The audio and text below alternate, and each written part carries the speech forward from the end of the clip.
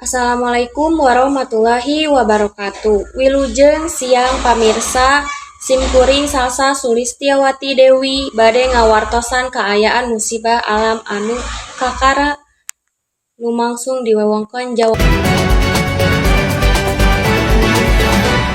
Dina poe Sabtu kaping 8 Januari 2002 hiji.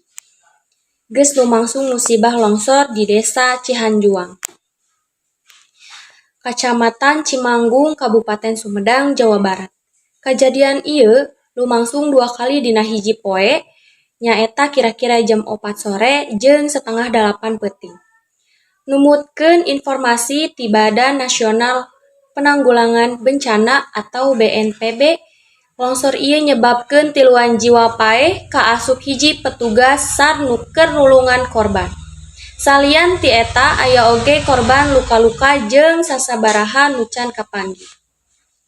Petugas ti BNPB, TNI, Polri jeung para relawan langsung ngalakukeun evakuasi sarta nyiapkeun tempat pangungsian pikeun warga nu kapangaruhan.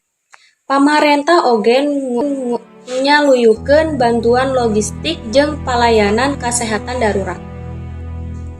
Warga diarahkeun pikeun tetep waspada, utamana dina musim hujan. Mugi-mugi para korban dipasihan kasabaran jeung sagala bantuan gancang ditepikeun.